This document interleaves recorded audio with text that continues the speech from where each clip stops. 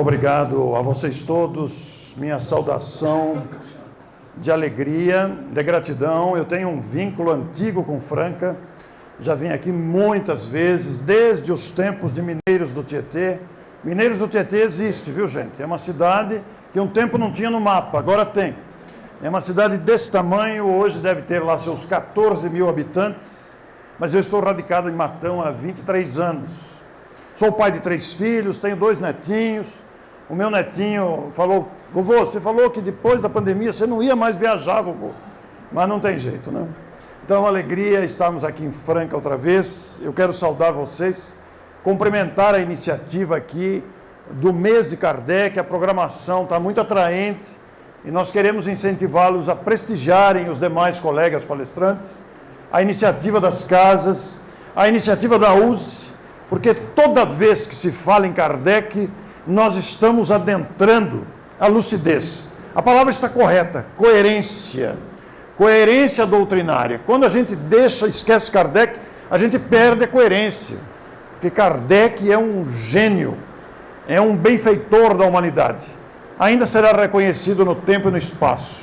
Nós não temos dimensão ainda do trabalho que este homem fez. Então, meus cumprimentos, Jean, representando a USE Franca, aos demais amigos, pela oportunidade que nos honra nesta noite. Me sinto muito honrado de estar aqui, muito feliz, agradecido.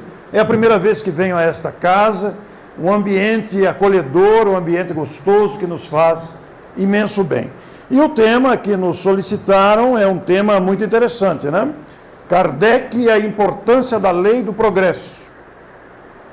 Então, com a nossa saudação a todos vocês, esperamos que o tempo nos seja muito agradável.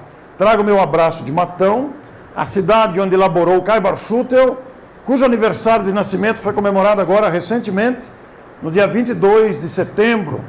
Kai Barschuttel, que é chamado o bandeirante do Espiritismo, pela ousadia da sua coragem, num tempo que não tinha nem energia elétrica em Matão, não? Então é uma história muito linda, uma história de dedicação e renúncia de uma pessoa altamente humanitária antes de ser espírita, voltada aos pobres, à caridade. Depois que conheceu o Espiritismo, então isso se solidificou ainda mais. Mas quando a gente pensa no tema que foi oferecido, pensando na lei do progresso, o progresso é algo que está a olhos vistos. Estamos a todo instante desfrutando do resultado do progresso. Apesar de aparentemente, repita-se, estarmos achando que a humanidade está regredindo, não está. Não está. Nós nunca vivemos um momento como esse, um momento de amadurecimento. Isto faz parte do progresso. Precisamos dessas lições, desses perrenhos, precisamos dessas dificuldades para valorizarmos a própria vida e voltarmos a nossa atenção ao essencial, ao invés de mantermos-nos prisioneiros de ilusões. Então a lei do progresso faz isso, ela faz a gente se mexer. E quando a gente usa o nome Kardec, nós nos lembramos daquela afirmação que eu já fiz. Allan Kardec é um gênio, é um benfeitor da humanidade, por força da sua lucidez. E pelo trabalho que fez, em tempo recorde, um homem que naturalmente não devia dormir, né? Porque se nós hoje que temos toda a facilidade tecnológica, tudo está facilitado, do ponto de vista da tecnologia e principalmente da comunicação, imagine naquele tempo em que não havia nem lápis, nem caneta esferográfica, que o WhatsApp nem sonhava com isso. Era pena no tinteiro. O passarinho que aí entrou talvez fosse para relembrar isso, porque era pena no tinteiro. Imagine uma pena que você enfia no tinteiro para poder escrever, o tempo que isso demorava, as revisões, as impressões, etc., com a precariedade gráfica da época. No entanto, Allan Kardec deixou um legado que transformou a história da humanidade. Então, quando se pensa na importância da lei do progresso, a gente vai constatar isso pela própria história. Lá no capítulo 3 do Evangelho segundo o Espiritismo, nas instruções dos Espíritos, nós temos um subtítulo: mundos inferiores e mundos superiores. E nós vamos lembrar que os mundos inferiores, eles englobam, eles abarcam os mundos primitivos e os mundos de expiações e provas. A fase primitiva nós já passamos, mas nós estamos ainda na fase de expiação e provas, transitando para a fase seguinte, que é a chamada regeneração. É um mundo de regeneração que aí está, cujo alguns vislumbres nós já estamos desfrutando. A comunicação instantânea é uma delas. A anestesia, os recursos da odontologia, da medicina, da aviação, da autonomia e da tecnologia, da alta tecnologia dos automóveis, tudo que está aí já é parte, em parte, do mundo de regeneração. Mas nós estamos na transição ainda, transição que nos capacitará para desfrutarmos moralmente de uma nova fase. Porque, convenhamos, em termos de tecnologia, nós já somos top de linha. Nós fazemos coisas impressionantes, eu estou falando da humanidade, né? Porque eu sou ignorante em muitas coisas, mas a minha raça humana sabe fazer coisas impressionantes. Vejam aí o satélite que está fotografando o universo, deixando os cientistas da NASA de boca abertos, emocionados diante da grandeza do universo. Mas, moralmente, convenhamos, vamos aceitar essa realidade. Moralmente nós somos medíocres. A minha mulher fica brava comigo. Você não podia usar outra palavra? Eu falei, mas tem outra. Alguém aqui já teve a curiosidade de ver o filme O Som da Liberdade, que estreou quinta-feira? Alguém já viu? Olha, vejam, é um tapa na cara da humanidade. Você vai às lágrimas, não de emoção superior, você vai às lágrimas por constatar que estágio medíocre nós ainda estamos, como humanidade. Isso não é para desanimar ninguém, não, porque boa parte da humanidade já tem ideais nobres, já conseguiu disciplinar-se, já entendeu a mensagem do progresso, mas existe uma boa parte de nós ainda dedicada à exploração. O filme fala de turismo sexual com crianças. É um filmaço, mas é um tapa na cara da humanidade. É bom que a gente veja um filme assim, é um documentário quase, porque mostra quanto que nós temos que vencer ainda para efetivamente demitir o mundo de expiações e provas. Porque ainda há maldade, manipulação. Aí estão os exemplos que nem precisam ser citados, que nós constatamos diariamente no Brasil e fora dele. Além da guerra da Rússia e da Ucrânia, agora estourou uma outra guerra aí de foragidos, não sei se vocês viram, mas outra guerra. Isso demonstra a precariedade moral do mundo. Mas nesses mundos inferiores, principalmente nos primitivos, eles são carentes de indústrias e invenções. Não é mais o nosso caso. Nós já temos indústrias sofisticadas, variadas e com grandes invenções. Basta fazermos um passeio histórico aqui. O início da ciência moderna, no século XVI, nós tivemos grandes nomes. O Galileu, por exemplo, na descoberta, ele era astrônomo e matemático lá em 1500, vai nos trazer o telescópio, estudar o universo. Se nós pensarmos no século XVII, o grande Newton, né, astrônomo, físico, matemática, vai nos revelar as leis da mecânica. Por outro lado, grandes nomes no século XVIII vão surgir, como esse da máquina a vapor, em 1781. E foi um grande progresso, a indústria começando a mostrar-se, a indústria surgindo em seus primórdios, como também o tear mecânico de grande revolução industrial para a época, 1785, né? Vejam aí os rudimentos da indústria. Depois, no século XIX, nós tivemos uma multidão deles. Nos vários segmentos da ciência, da tecnologia, né, nos vários segmentos, o Thomas Edison, né? Vamos lembrar o Mendel, Pasteur, tantos outros, Curie, com a química, o Darwin, grandes nomes da história. E veja que interessante, olha o detalhe. Todos mais ou menos na mesma época, olha lá. 1800 e pouco. Olha que detalhe interessante. Guardemos esse detalhe. E não foram poucos, né? O próprio Einstein e outros que aí estão mostraram a tecnologia, trouxeram. Isso revela uma providência muito interessante. Se fizermos também uma linha do tempo com o telégrafo, o telefone e o radiotelégrafo, olha o intervalo do tempo, a diferença entre um e outro, mas todos ali próximos um do outro. Não é por acaso isso. Isso não é fruto do acaso. Nós vamos ver já já algo muito bom aqui. Olha o que disse o grande Emmanuel. Emmanuel é um capítulo à parte na história da evolução da humanidade. Eu não diria na história do Espiritismo, eu diria na história da humanidade. Este benfeitor que cuidou da mediunidade de Chico Xavier é um sábio, o maior filósofo de todos os tempos, desencarnado, que através da mediunidade fidedigna de Chico Xavier, oportunizou para nós um tesouro de conhecimentos. E existe gente discutindo a sabedoria de Emmanuel.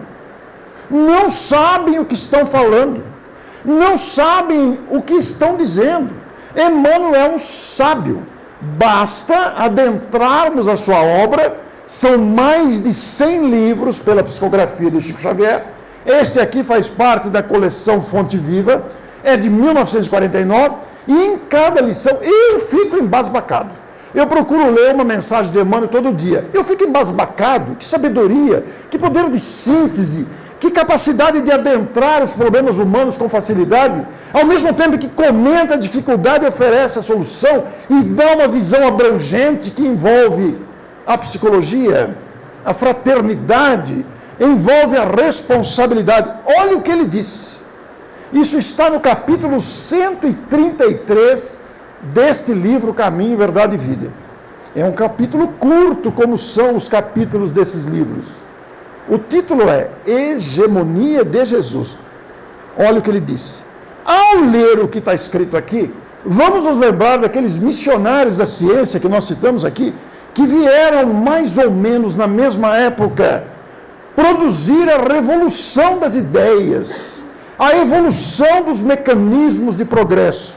Olha só. Da ação de Jesus, partiram todos os missionários, todos, que lançados ao movimento da evolução, cumpriram mais ou menos bem a tarefa que lhes competia. E a gente poderia adentrar aqui o raciocínio, por que ele mandou vários ao mesmo tempo? Porque são espíritos que não são ainda perfeitos. São espíritos sujeitos a deslizes, são espíritos sujeitos a erros. Então manda um pelotão, nasce mais ou menos na mesma época. Se um não fizer, outro faz. Se 2 ou 3 não fizerem, tem outros que fazem. Então eles reencarnam juntos em países diferentes, em épocas que se separam por alguns anos ou algumas décadas. Eles não se conhecem, pesquisam o mesmo assunto e a ideia progride. A evolução surge. Mas isso é planejamento da grandeza e da superioridade de Jesus, que é um irmão nosso mais velho. Jesus não é Deus, Jesus é um irmão mais velho, um espírito experimentado, que sabe como resolver os problemas, sabe que direção vai dar, e às vezes a gente entra em desequilíbrio, em nervosismo, em desespero, e agora está tudo bem, é Ele que está conduzindo. Mas como que Ele permite isso? Permite para que a gente aprenda, para que a gente amadureça, porque senão a gente fica iludido. Então Ele permite, mas ao mesmo tempo toma providência. Olha aí, mandou os missionários numa ordem lógica, como um pré-requisito. Primeiro vem um, cuida de uma parte, esse desenvolve aqui, aí vem outro para dar continuidade àquilo. Precisava daquela parte já solidificada para dar continuidade. Planejamento do Cristo, que organiza esse movimento e continua fazendo isso, porque Ele é responsável por nós. Imaginem. Agora, continuemos. Nós temos entre eles um desses missionários, exatamente Allan Kardec. E lá no Viagem Espírita, em 1862, que é outro livraço, Allan Kardec faz essa afirmação: antes de fazer a coisa para os homens, é preciso formar os homens para a coisa, como se formam obreiros antes de lhes confiar um trabalho. Isso vale para o segmento espírita, vale para o segmento industrial, comercial, tecnológico, esportivo, artístico, cultural, político, vale para tudo. Antes de fazer a coisa para os homens, é preciso formar os homens para a coisa, preparando obreiros.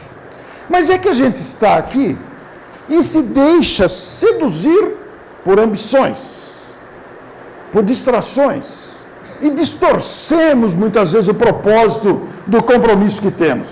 Mas vamos seguir. A partir das obras básicas, que nós temos conhecimento, que motivam um evento como o mês aqui de Kardec de Franca, em sua 49ª edição, a obra de Kardec, o Consolador Prometido, a doutrina espírita, aí está um tesouro à nossa disposição. A lucidez que exala, que surge dessas obras, é algo impressionante. Eu sou espírita de infância, eu faço palestra há 30 anos, eu gosto muito de falar em público, gosto de escrever, estou sempre pesquisando, eu fico boquiaberto com as coisas que eu vou descobrindo. Embora já tenha lido isso muitas vezes, reunião do Evangelho no Lar, palestra pedida, palestra planejada, etc. Mas cada vez... Eu acabei de escrever um livro que está na editora, deve sair o ano que vem, que se chama Fascinação. Fascinação. Fascinação é um estágio da obsessão.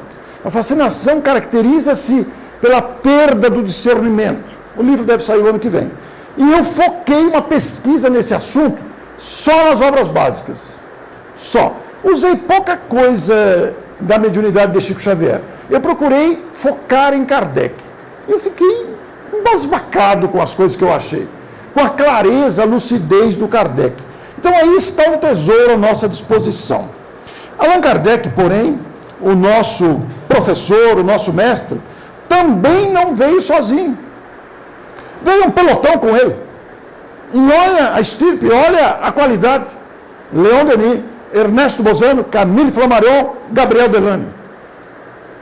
É um timaço. Contemporâneos de Kardec. O Kardec era, os 5 aqui, são espíritos reencarnados pertencentes a um exército. É um exército de trabalhadores motivados pelo ideal do Cristo. Qual é o ideal do Cristo, senão a fraternidade? Senão o amor a Deus e a confiança em Deus. Mas isso precisa ser construído dentro do coração.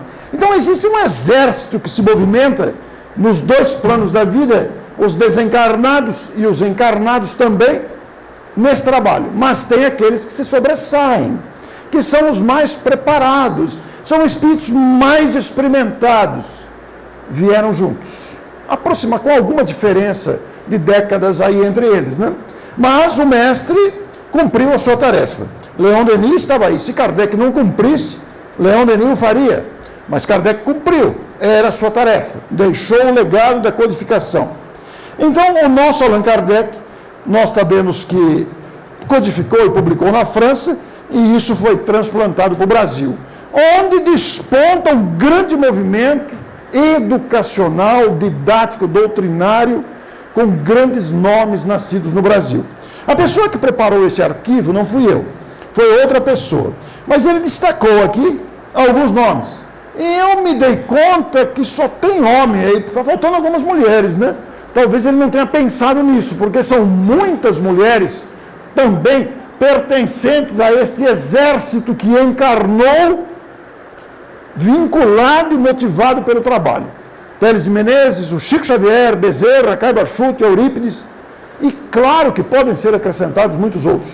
Anália Franco, vou falar das mulheres.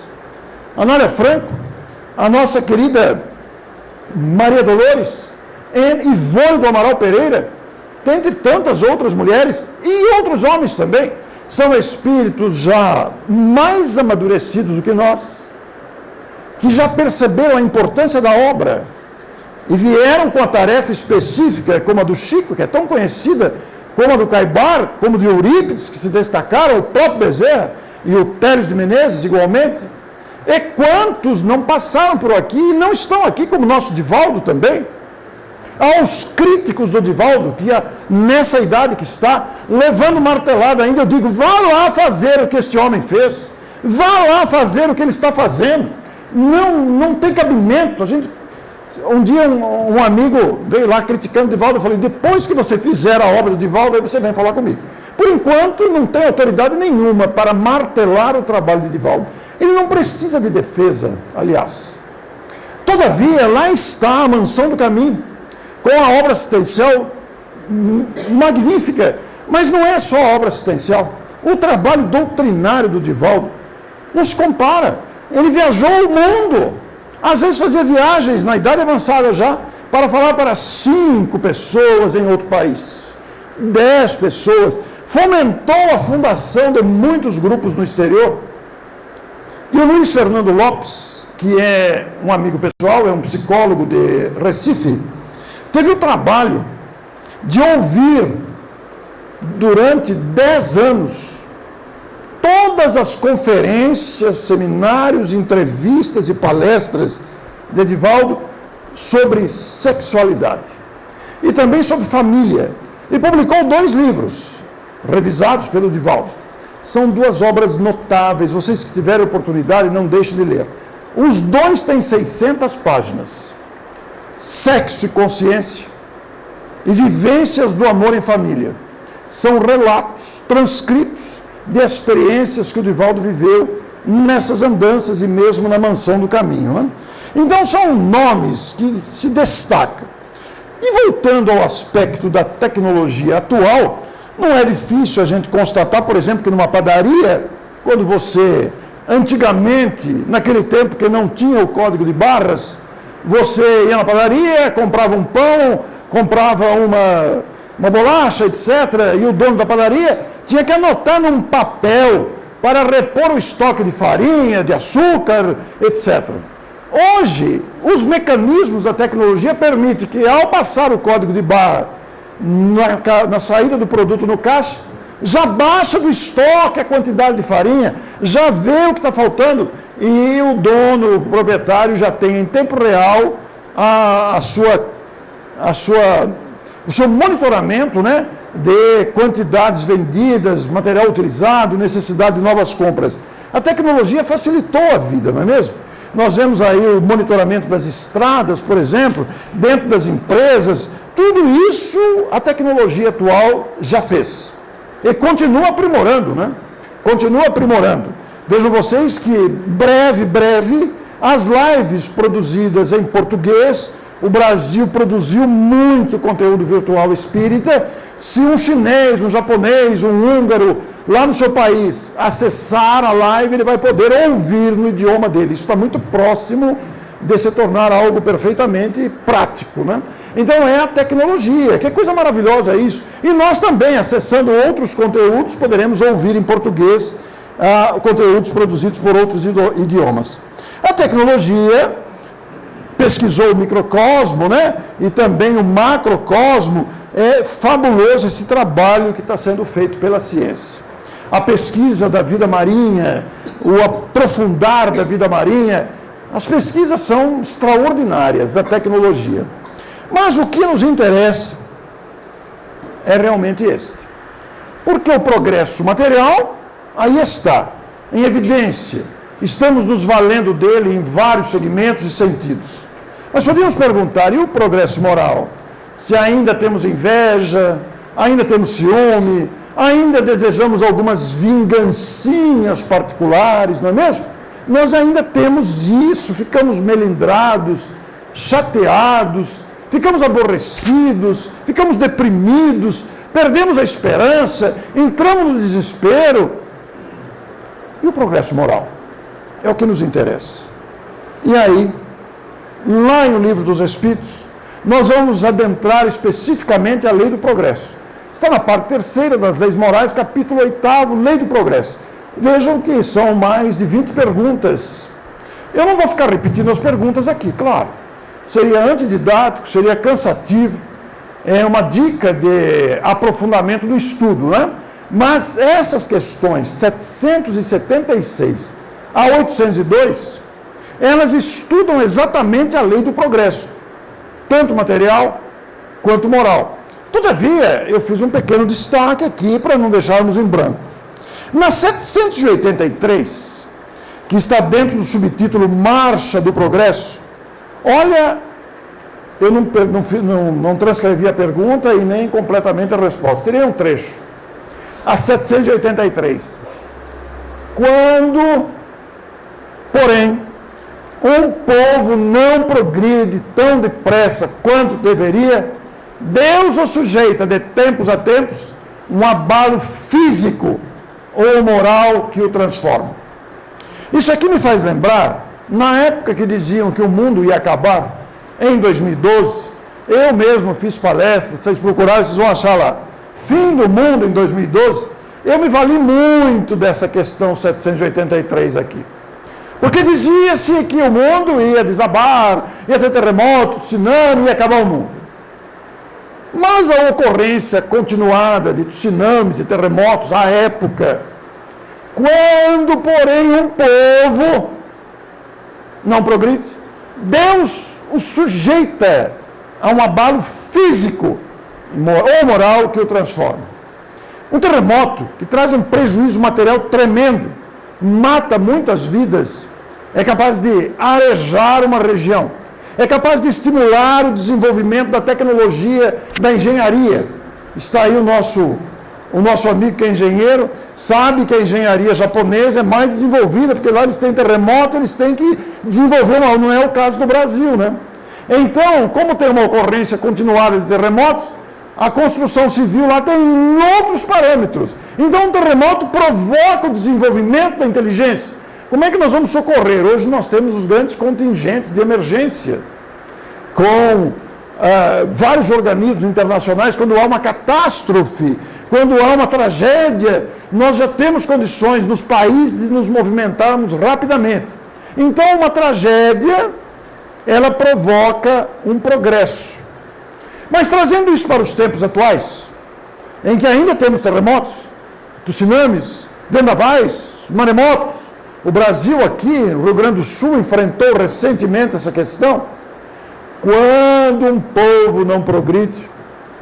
E a palavra povo aí é muito interessante, porque ela pode ser substituída por quando um sujeito não progride, quando uma família não progride, quando uma cidade não progride, quando uma instituição não progride, quando um país não progride como deveria, Deus o sujeita a um abalo físico ou moral.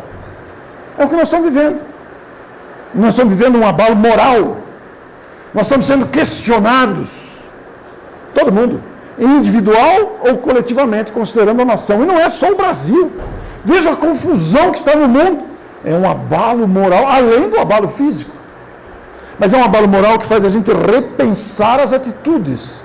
E isso é fruto da lei do progresso. Porque senão a gente fica acomodado, acostumado com as ilusões, seduzidos pelas ilusões e perdendo a oportunidade de progredir. E aqui na 784, faça mistério que o mal chegue ao excesso para tornar compreensível a necessidade do bem e das reformas. Que reformas? Reformas trabalhistas, reformas políticas, reformas religiosas, reformas culturais, educativas, esportivas, artísticas. Necessidade das reformas. Veja o Brasil, que necessidade de reforma não tem, política, tributária. Olha que confusão que está isso. Então é necessário que o mal chegue ao excesso. E alguém disse, nós estamos no fundo do poço.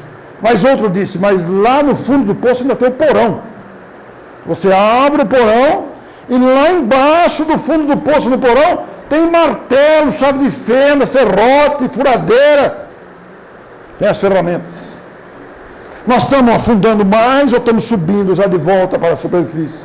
É necessário que o mal chegue ao excesso, que nós estamos vendo os abusos de todo tipo. Nós estamos vendo isso dentro e fora do Brasil, os abusos de todo tipo. A agressividade, um feminicídio por dia no Brasil, mais de um feminicídio por dia. Tem cabimento uma coisa dessa? Numa sociedade que se diz civilizada, o sujeito não concorda com a separação, vai e mata. Como é que pode isso? Nós estamos vivendo aqui, olha, um mal ao excesso. Para tornar compreensível a necessidade do bem das reformas na legislação, no comportamento, na postura pessoal. E olha essa, a humanidade progride por meio dos indivíduos que pouco a pouco se melhoram e esclarecem. Quando estes preponderam pelo número, tomam a dianteira e arrastam os outros. De tempos a tempos, surge no seio dela homens de gênio que lhe dão um impulso. Vem depois, como instrumentos de Deus, os que têm autoridade, e em alguns anos fazem-no adiantar-se de muitos séculos. Um desses gênios é Allan Kardec. Mas não só ele, é claro que não. Existem muitos outros que reformulam a maneira de pensar, de refletir, de agir, de modificar. Reformulam porque são criaturas experimentadas, mais amadurecidas do que nós. E sabem vocês que os espíritos são fartos em informar. Isso está na Revista Espírita, isso está em Ivone Pereira, isso está em André Luiz, isso está em Emmanuel, isso está em Allan Kardec. Muitos espíritos amadurecidos já estão reencarnando e reencarnados. Estão agora na infância, na adolescência, na juventude, daqui a pouco vão começar a aparecer. Em algumas décadas muda-se a história, porque há uma substituição natural das gerações. Espíritos viciados, espíritos maliciosos, espíritos vingativos, guerreiros, espíritos mal intencionados, espíritos agressivos, serão substituídos por espíritos melhores. Aqueles que matam, aqueles que roubam, aqueles que estupram, aqueles que violentam, aqueles que manipulam nos bastidores, aqueles que enganam, que fazem fake news, que compartilham mentiras, aqueles que desviam dinheiro público, se soubessem o que os aguardam, não fariam. Não fariam. E não é castigo, não existe castigo na lei de Deus, nenhum tipo de castigo, é apenas consequência. Somos responsáveis por tudo que fazemos. Então tratemos de andar direito. Isso não é uma ameaça. Isso é sabedoria. Tratemos de andar direito. Diminuamos as lesões que a gente causa nos outros. Porque toda lesão que a gente causa no outro, física, emocional, patrimonial, educativa, familiar, social, empregatícia, toda lesão nós teremos que reparar. E a gente está vendo todo dia, todo tipo de lesão. Não sejamos aqueles que prejudicam os outros. Claro que nem sempre a gente consegue. Nós ainda somos criaturas com fragilidades. Nós ainda ofendemos, ainda praticamos coisas incompatíveis com o que sabemos. No entanto, evitemos lesar. Porque toda lesão gera pendência para o futuro. E esta frase, ela faz jus ao que diz. Kardec, uma dádiva de Deus à humanidade. Esta frase não é minha. Eu vou dizer de quem é. Mas, a palavra dádiva lembra um presente que a humanidade recebeu. E esta palavra é exata, porque embora Jesus tivesse prometido o Consolador, eu vos enviarei outro Consolador, para vos explicar todas essas coisas e muito mais, a humanidade não estava pensando nisso, a humanidade estava esquecida disso, e lá na Europa, pós-iluminismo, pós todos os fatos que agitaram a sociedade da época, vem um professor que se interessa por fenômenos que a gente não vê. Porque os inventores, eles inventam as coisas a partir de coisas que a gente vê, palpáveis. Um cientista olha a água, ele fica imaginando o que fazer com a água e cria algo com a água. A maçã cai na cabeça e o Newton fica pensando como é que aquela maçã caiu na cabeça. Então o outro olha para o céu e vê as estrelas se movimentando e fica pensando, está vendo? O médico, o enfermeiro, está vendo o ferimento, experimenta, testa o medicamento, está vendo. Kardec foi estudar uma coisa invisível aos nossos olhos. Nós não vemos os espíritos. Pelo menos eu não vejo. Eu sou cego. Eu não vejo nada, eu não escuto nada, eu não sinto nada. E fiquem tranquilos vocês, sou eu mesmo que estou falando, não é psicofonia. A fluência verbal é estimulada intuitivamente. A não ser que tenham médios videntes que enxergam, é uma possibilidade, claro. Mas Kardec via movimentos produzidos pelos espíritos e foi pesquisar como é que aquilo podia acontecer. Vocês conhecem a história, não vou repetir aqui. E eliminou hipóteses que poderiam explicar aquilo para chegar à conclusão que existe uma humanidade invisível aos nossos olhos. 3 vezes maior do que a encarnada. E que age sobre a encarnada incessantemente. E constitui-se de seres dos mais diversos padrões de intelectualidade e moralidade. Porque espíritos são pessoas, não é lençolzinho com 2 buraquinhos no lugar dos olhos. Os espíritos são pessoas que sentem raiva, que sentem saudade, que sentem desejo de pegar o outro e esganar, mas que também sente amor, que também sente vontade de ajudar. A gente não perde o que a gente é. Todo dia nasce, estatisticamente, 300 mil pessoas por dia na humanidade. E desencarna, estatisticamente, 150 mil. É uma média. Cada nascimento obedece um planejamento. Cada desencarnação obedece a um planejamento. Cada um tem a sua história, a sua bagagem, o seu planejamento reencarnatório.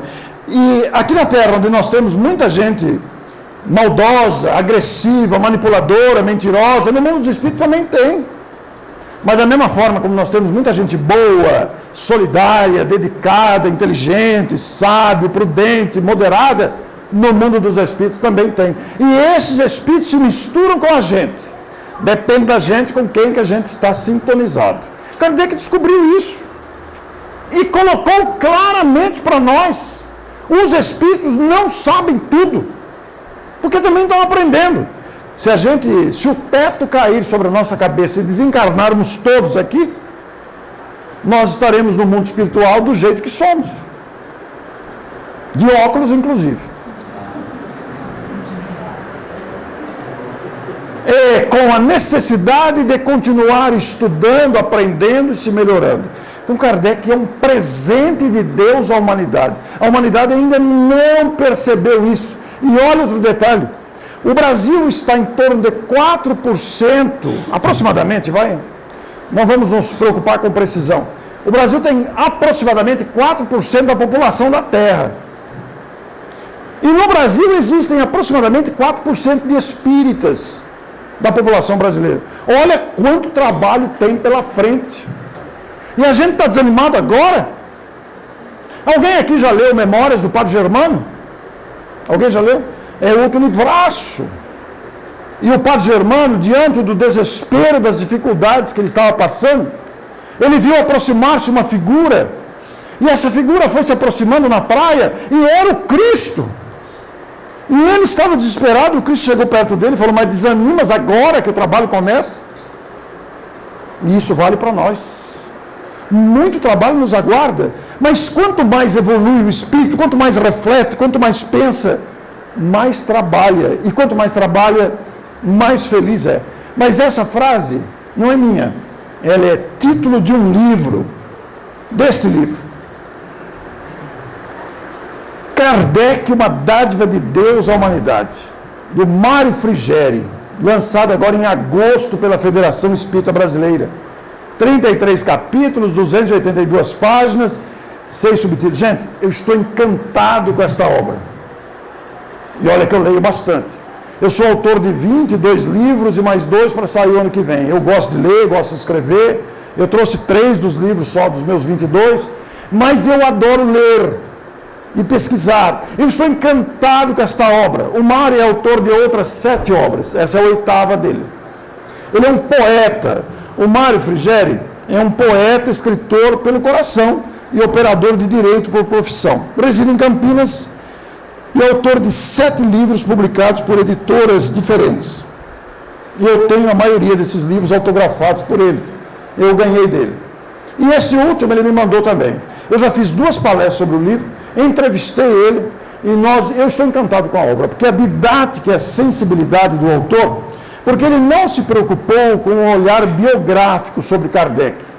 Ele foi revelar Kardec a partir dos numerosos e magistrais textos produzidos pelo codificador, para apresentar Jesus e sua relação com o missionário em uma pesquisa abrangente, profunda, consistente e encantadora. Essas palavras estão corretas. É exatamente isso que é esta obra. Encantadora mesmo. Você abre o livro e se depara com a prece de Kardec. Ele é um poeta. Ele pegou o que o Kardec escreveu em obras póstumas, Minha Missão, e transformou num poema. Conta depois uma comovente história muito conhecida, uma fábula, uma lenda muito conhecida, de um pobre que ficava na entrada de Bagdá, em cima de uma pedra, pedindo moedas para comer todo dia. Todo dia, todo mundo conhecia ele. Quando ele morreu, a prefeitura removeu a pedra e havia embaixo um tesouro para alimentar a cidade por décadas. E o autor faz uma comparação. O tesouro é o espiritismo. Os que davam moedas são os espíritos. Naturalmente que os mendigos somos nós, né? Os mendigos somos nós. E a pedra gigante são as ilusões que a gente se perde, a nossa teimosia, a nossa omissão, a nossa negligência, a nossa displicência com esse tesouro. É uma página brilhante. Depois, os capítulos em torno de Kardec, aliás, está dividido em partes, né? Nesse em torno de Kardec tem 6 capítulos. Eu destaco o capítulo 2, Carta a Kardec, onde ele escreve uma carta a Kardec e vai dizer, eu aprendi isso, aprendi aquilo, aprendi isso, aprendi aquilo. E depois, na parte em torno da doutrina espírita, são 17 capítulos. E eu destaco esses capítulos aí. Nos 3 primeiros, ele fez uma adaptação, uma montagem. Ele faz várias perguntas e diálogos e recorta trechos do Evangelho segundo o Espiritismo, diante das dúvidas que normalmente temos. Colocou trechos dos instrutores de André Luiz, Calderaro, Aulus, Gúbio, Alexandre, Clarencio, para compor a montagem. E depois vocês estão vendo ali o Lar como Oficina da Alma, Crianças Especiais, e o 21 talvez seja o capítulo mais comovente do livro, referindo-se a Cipriana, que está no livro Nos Domínios da Mediunidade, quando o Calderaro confessa a André Luiz ser incapaz de tocar aquele espírito necessitado e raivoso, e evoca a presença de Cipriana, um espírito mais elevado do que ele, diz ele, porque Cipriana tem o amor fraternal. Diante do silêncio da evocação de Calderaro, surge a beleza magistral de Cipriana para então socorrer aquele espírito revoltado. Um capítulo que me levou às lágrimas. Na parte em torno do Brasil, 5 capítulos para falar do Brasil. Destaca o capítulo 25, a missão de um grande povo. Em torno de Jesus, 3 capítulos. Ele fala de Jesus com o amor que Jesus merece de todos nós, com essa ternura que esse Espírito inspira em nossos corações. Jesus ama todos nós, mas não violenta a nossa liberdade. Ele aguarda o nosso crescimento. E em torno das bem-aventuranças tem um capítulo, é uma entrevista que eu fiz com ele já há alguns anos, em torno de um dos livros dele, falando sobre o Sermão da Montanha. Mas, eis o destaque. O último capítulo é o 33, tem um capítulo só dentro dessa parte em torno do perdão. E ele enumera 50 razões para vivenciar o perdão. São frases com no máximo 2 linhas, 3 linhas no máximo. Ele cria uma situação para especificar razões para vivenciar o perdão. 50 delas. 50 delas. Então eu quero recomendar a vocês que leiam esta obra. Eu não trouxe o livro, eu quero propagar o livro, para que vocês tenham essa preciosidade em mãos. Aqui em Franca vocês têm o Idefran, poderão encomendar ao Idefran, comprar direto no site da FEB, ou pedir no Mercado Livre, que parece que vem sem frete. Eu deixo para vocês, mas eu não posso deixar de indicar, porque eu estou encantado com esse livro. Encantado é a palavra que mais define diante da sensibilidade e da didática do autor. Mas, quando a gente fala em perdão, que é uma virtude que todos precisamos desenvolver diante dos tumultos da humanidade, dos conflitos de relacionamento, eu me referi aqui ao feminicídio, né? Mas o perdão é aprendizado também, é exercício. E pensando nisso, outro dia no Evangelho no Lar, nos deparamos com uma lição que está no capítulo 10 de O Evangelho segundo o Espiritismo. Lá no capítulo 10 do Evangelho segundo o Espiritismo, tem um subtítulo Perdão das Ofensas, dentro das instruções dos Espíritos. Neste perdão das ofensas, tem 2 mensagens, uma de Simeão e outra de Paulo de Tarso. O mesmo Paulo de Tarso, que era Saulo de Tarso, era membro do STF da época e perseguia os cristãos. E o nosso Paulo de Tarso, Saulo, foi prender Ananias e defrontou-se com a figura de Jesus. E Jesus, luminoso, Saulo ficou cego. Caiu do cavalo, a gente não sabe se era cavalo ou camelo, mas caiu do cavalo e perguntou: quem sois? Eu sou Jesus, aquele a quem persegues. E aí a ficha caiu. Embora as fichas não caiam mais hoje, né?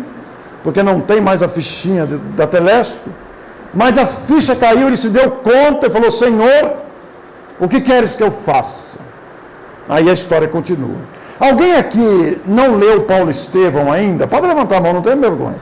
Tem alguém que não leu Paulo Estevão? Vocês que não leram Paulo Estevão, leiam antes de desencarnar, por favor, para levarem dentro do coração a maior obra de Chico Xavier na visão dele mesmo. Não é pelo número de páginas, mas pelo conteúdo espiritualizante, pelo caráter histórico do cristianismo inicial. Paulo e Estevão. E este mesmo Paulo Espírito, que participou muito da obra da codificação junto com outros espíritos, ditou essa mensagem sobre perdão que Kardec colocou lá no capítulo 10. E em determinado momento ele fala assim, no meio da mensagem, capítulo 10, bem-aventurados os misericordiosos, o Evangelho segundo o Espiritismo. Ele fala assim: essa luta, e a gente pode fazer uma pausa aí e perguntar: que luta? Que luta é essa? A luta das opiniões divergentes, a luta das opiniões conflitantes, a luta das nossas diferenças, em querer impor para os outros o nosso pensamento, a nossa maneira diversa de entender as coisas, ângulos diferentes de ver as coisas. Então essa luta, diz Paulo, das divergências de todo gênero, vírgula, que começa com uma alfinetada.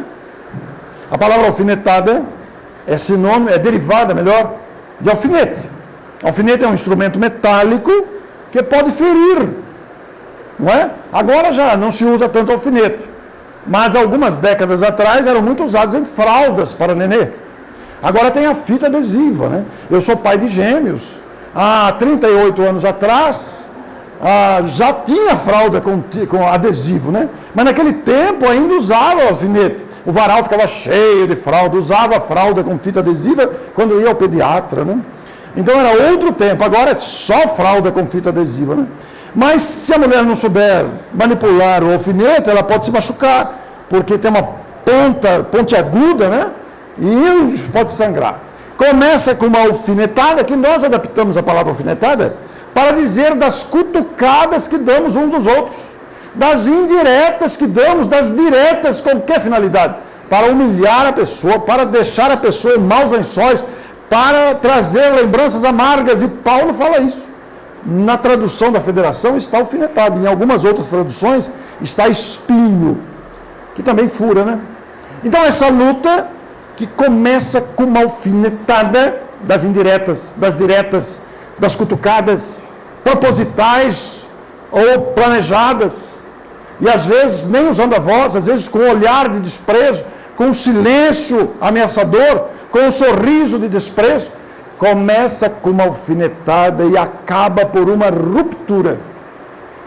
Quando a gente lembra da palavra ruptura, a gente lembra do rompimento das tubulações da Sabesp, ou do rompimento do cabo de internet, que a gente fica louco sem internet. Mas não é a ruptura do cabo de internet, nem da tubulação de água, que tem que arrebentar a calçada, e falta água o dia inteiro. Mas são as rupturas dos relacionamentos. Quantos sócios não acabaram seus empreendimentos comerciais por causa dessas cutucadas? Quantos irmãos que não se falam? Quantos pais e filhos que romperam o relacionamento? Quantos casais que discutem em público, fica um dando alfinetada no outro na caixa do supermercado, e a gente fica assistindo aquele espetáculo grotesco, e rompem o relacionamento, acabam em tragédia, alguns acabam em feminicídio, em morte. Quantas disputas por bens patrimoniais, por guarda de criança, rupturas trágicas, que trazem muito sofrimento. Todo mundo conhece uma história assim.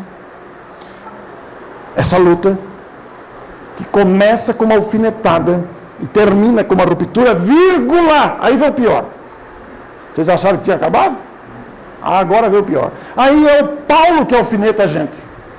Vírgula.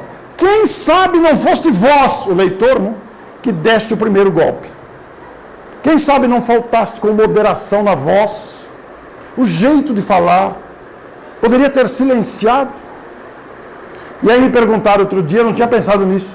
E se eu for o alfinetado? Que às vezes é a gente que alfineta, mas às vezes é os outros que alfinetam a gente. É o exercício do perdão, começa com essas coisas pequeninas. Se nós temos vontade de alfinetar alguém, porque a nossa alfinetada pode iniciar um processo que vai se desdobrar em sofrimento. É o silêncio do perdão, porque, e se alguém nos alfineta, vamos entender que aquela pessoa está enferma, está desequilibrada. Só que eu entrei numa saia justa, porque esta frase do Paulo me saltou aos olhos, e virou um livro, né? Virou um livro aqui, ó. Começa por uma alfinetada e acaba por uma ruptura. Essa mão aí impedindo o dominó de cair, é como se alguém dissesse, para com essa implicância. E aí, eu também alfineto, né, gente? Eu sou um ser humano igual dos outros, né? E agora, quando eu tento dar uma alfinetada em casa, minha mulher fala, bem, você escreveu um livro. Meus filhos falam, pai, você escreveu um livro. Então, eu estou censurado de dar alfinetada dentro de casa. E agora, ninguém mandou vocês virem assistir a palestra. Porque agora, quando vocês tiverem vontade de alfinetar, vocês vão lembrar do Paulo, não de mim. E esse detalhe do perdão nas pequenas ocorrências é o exercício que nós precisamos para desenvolver essas virtudes que nos levarão ao progresso moral. O progresso moral está nesse desejo de melhora pessoal. Se a gente está habituado a falar palavrão, censuremos a boca. A gente pensa o palavrão, mas não fala. O palavrão corresponde a um caminhão de lixo fétido, cheio de insetos e moscas, que a gente joga dentro de casa. Então comecemos com as pequenas coisas, que são exercícios, isso é progresso pessoal. Qual a importância do progresso? Kardec, a importância do progresso. Exatamente nos fazer melhores. Esta é a finalidade do Espiritismo na Terra. O Espiritismo não veio para fazer passe, não veio para escrever livro, não veio para fazer palestra, nem para receber passe, nem para ouvir palestra. O Espiritismo veio para a nossa melhora moral. Este é o objetivo do Espiritismo. Então fizemos um livro que aí está, foi editado pela Federação Espírita do Rio Grande do Sul. O outro é o meu primeiro livro, lá em 98, que a editora Allan Kardec resolveu reeditar. Nós tivemos que reescrever ele, porque, para vocês terem uma ideia, na edição original, eu falava de retroprojetor. Virou peça de museu. Tem muita gente aqui que nem sabe o que é isso, né? E temos o terceiro livro, que a imagem não está aí, que é Bons Médiuns, Bons Dirigentes, Bons Tarefeiros. Por que nos perdemos tanto ainda? Então é isso, meus amigos. Nós queremos agradecer imensamente a oportunidade desta noite. Para mim, uma alegria enorme conhecê-los, estar aqui. Eu quero reforçar a minha indicação com o livro do Mário Frigeri. Vocês vão ficar impressionados, vão se entusiasmar como eu fiquei ao se depararem com esta obra. E se algo posso dizer a vocês, eu diria com a força da minha voz: prossigam!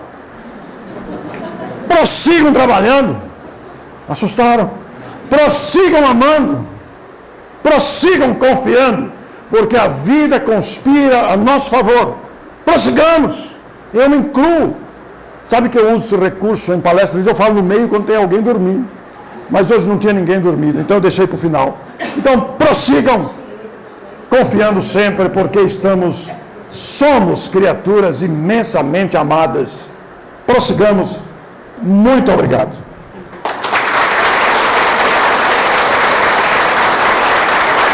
Muito obrigado.